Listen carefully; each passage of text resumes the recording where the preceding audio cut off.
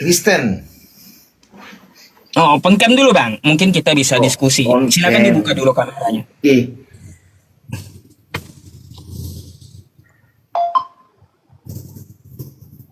Udah. Oke. Belum. Belum. Tunggu ya. Belum ada gambarnya. Apakah ini sudah open cam? Tunggu. Oke. Nah, Oke, ya, oke. Ya, silakan Bang. Mungkin Anda mau bertanya atau kami boleh bertanya. Ya, yang menghadapi kawan-kawan Kristen mungkin ya insya Allah Ustadz Wafi duluan ya kawan-kawan. Silakan. Saya akan tutup mic dulu. mau bertanya atau ditanya, Bang? Saya aku kan ikut aja. Ikut aja, berarti mau ditanya.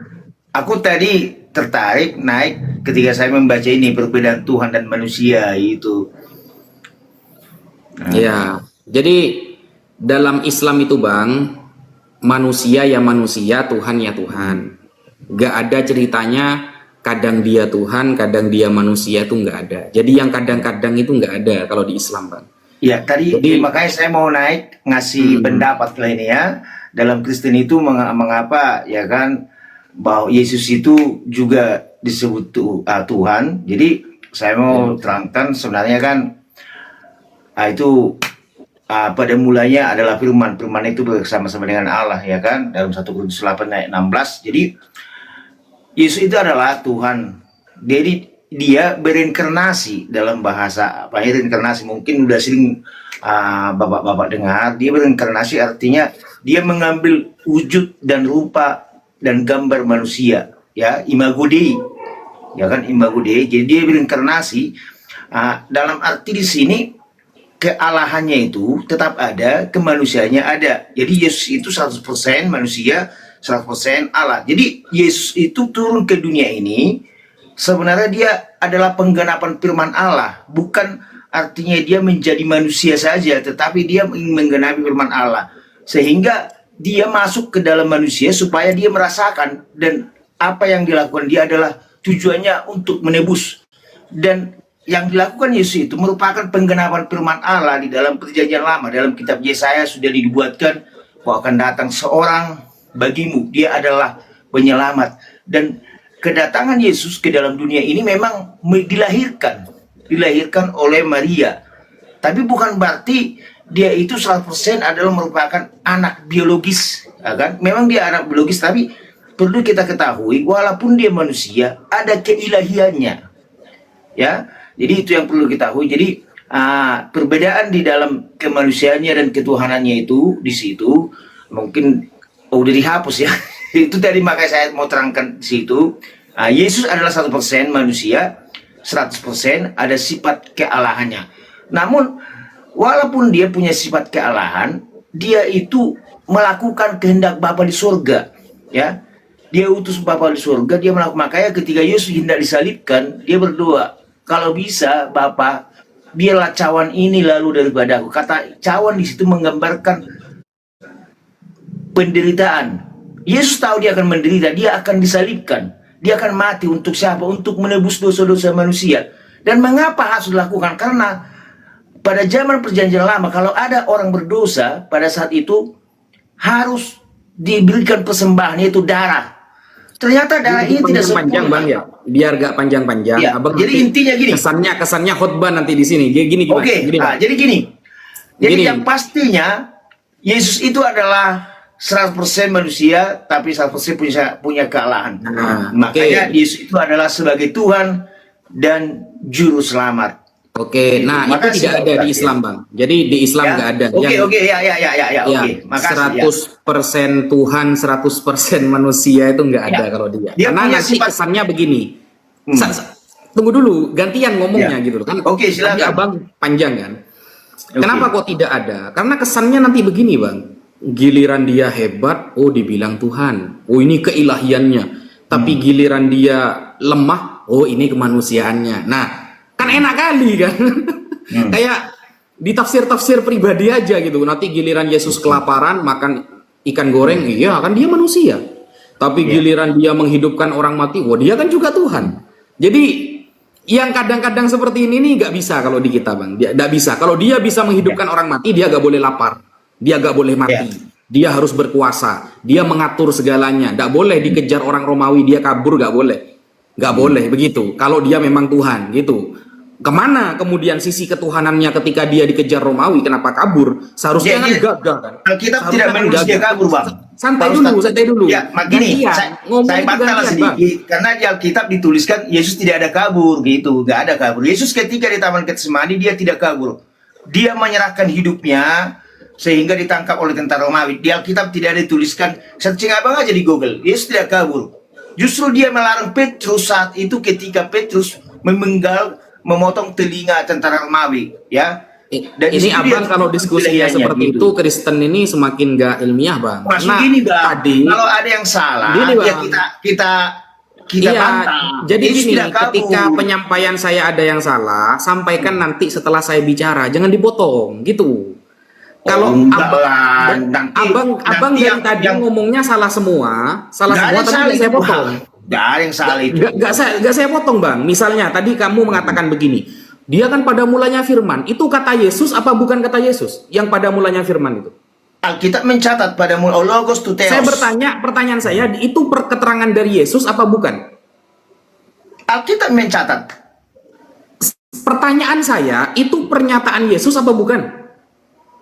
Pada mulanya firman bersama Allah, itu kata Yesus, lisan Yesus yang ngomong apa bukan? Gini, kami meyakini bahwa Alkitab pertanyaan saya, Yesus apa bukan? Sesimpel itu, Yesus apa bukan? Jangan panjang-panjang, tidak perlu panjang. Itu perkataan Yesus apa bukan? Kalau dia tertulis di dalam Alkitab berarti firman Allah.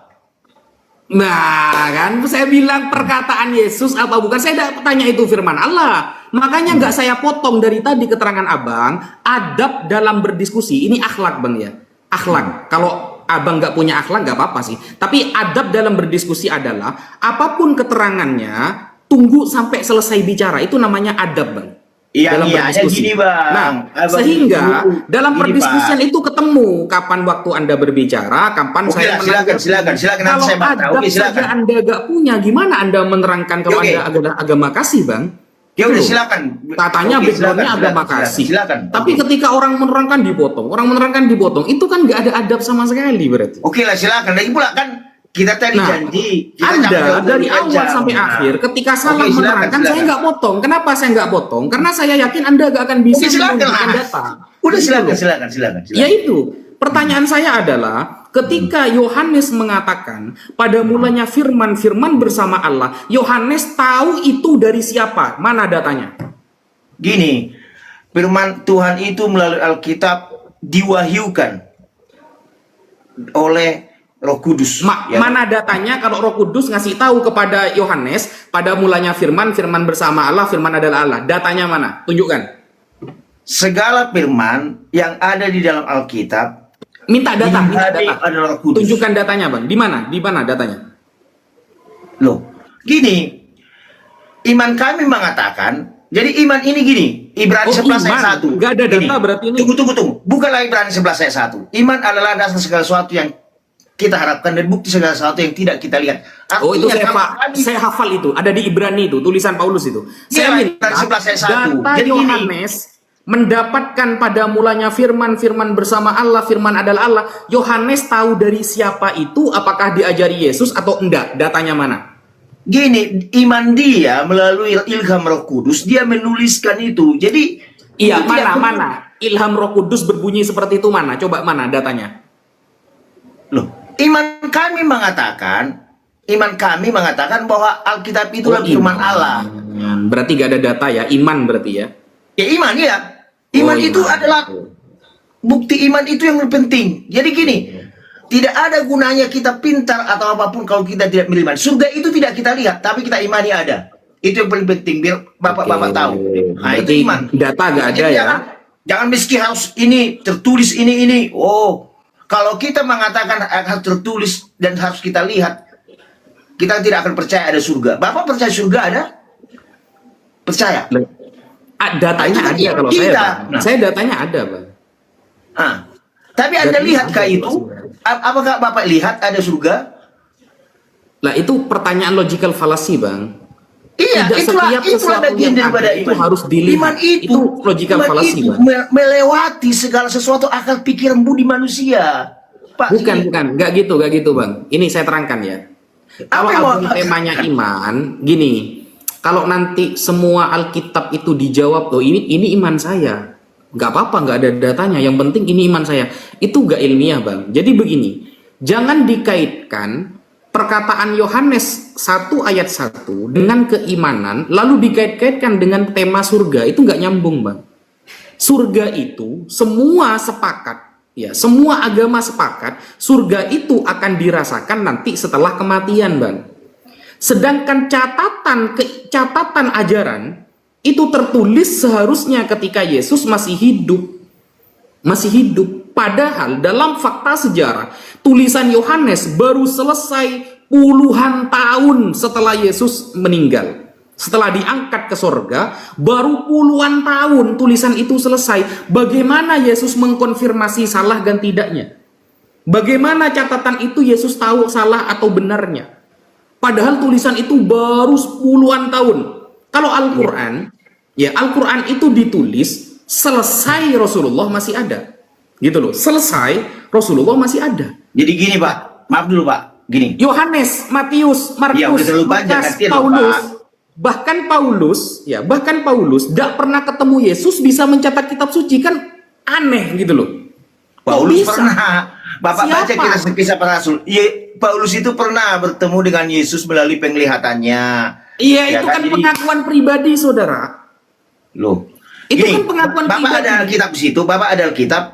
Ada Alkitab. Saya sudah hafal tentang Paulus Menghafal. itu. Kisah para Rasul 9 Bapak tahu ayat isi 22. 2 Timotius 3.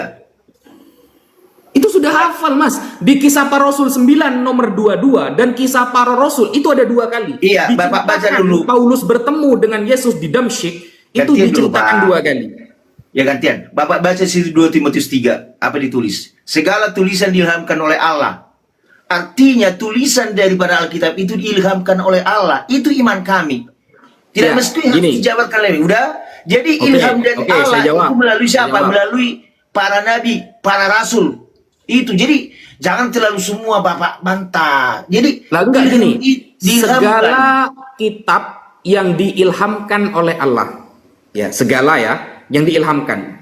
Segala tulisan yang Itu ada di mana? Alkitab. Itu di Petrus ya, di Petrus ya. Di Petrus saya udahlah kata Bapak Oke, di sini oke, semua. oke. Ini Pak, Sekarang ini saya tanya, dulu. Petrus hidup di Dan abad saya keberapa, nilai Mas? Bapak jadinya. Coba. Saya kasih nilai nanti Bapak. Petrus Lagu hidup di abad keberapa? 2 Timotius bukan Petrus. Bapak baca Timotius. dulu Oke, Alkitabnya. sekarang saya tanya, Hah? Timotius hidup di abad keberapa? Bukalah dulu, jangan lari ke situ. Bukalah dulu, nanti Bapak liar lagi. Mas, gimana ada tulisan Timotius tapi kitabnya belum ada? Paham nggak sih? Loh, gini, Paulus, Bapak tahu ini ada pengantar perjanjian baru.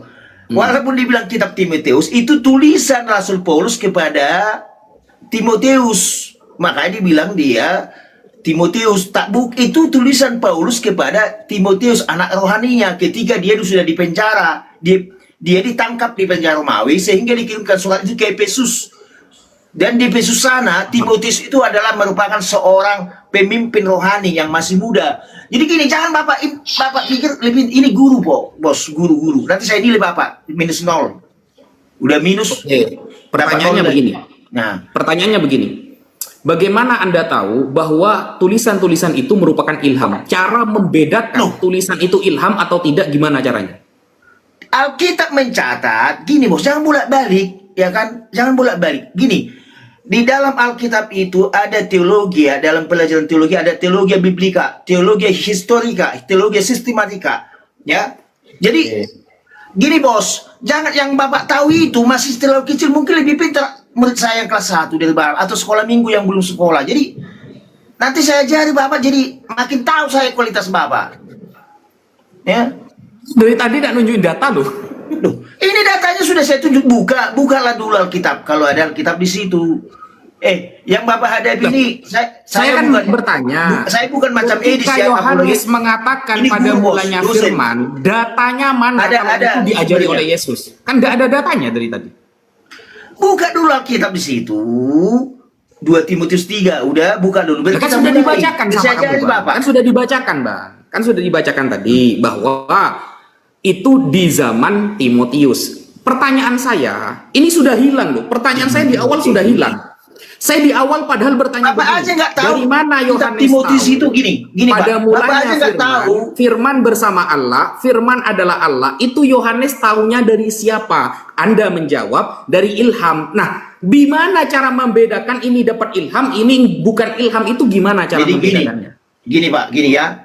Kami sebagai orang Kristen mengimani ya ketika Oh, iman kami lagi. hidup. Nggak Ya. ada data berarti. Jadi mau dengarkanlah dulu. Kalau cuma iman, Pak, ngapain Aduh, kita ngomong? Mengimani bahwa apa yang ditulis Alkitab itu adalah firman Allah yang diilhamkan oleh Roh Kudus. Itu. Jadi jangan pula Ya, kalau cuma seperti itu anak mengambang SD bisa, gitu. Pak. Jadi kalau nanti semua Bapak bantah semua apa ya, udah kami kasih ayatnya. Ya. Iya, Gimana kalau cuma dia tahu, seperti Bapak itu bilang anak lagi? SD bisa, Pak. Loh. Bapak itu justru Semuanya lebih- ilham, semuanya Roh Justru Pak Kudus. gini. Loh, itu iman kami. Jadi makanya gini Pak, jangan Bapak Oh, patah iman. iman kami. Oke. Gitu. Oke, gak apa-apa lah. Kalau memang Ini itu masalah iman loh. tanpa data, ya sudah, gak apa-apa. Data Mana sudah kita lagi? kasih. Apa lagi? Bapak itu justru kayak saya lihat Mana juga ada anak, data? anak sekolah minggu.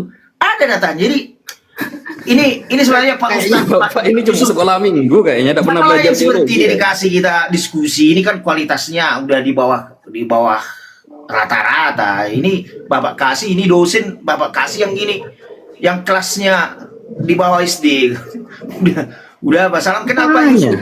Ya, yang Pak Yusuf sebenarnya yang seharusnya diskusi sama saya. Yang ini nggak bisa nggak bisa. Oh. Nggak gini Pak.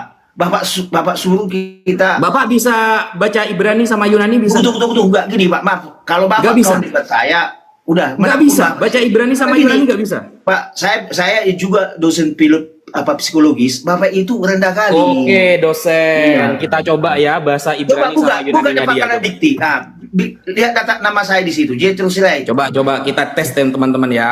Kita Enggak. tes bahasa Ibrani sama Yunani dia. Saya nggak mau Apakah diskusi dengan dia Bapak. benar-benar Enggak. bisa atau tidak?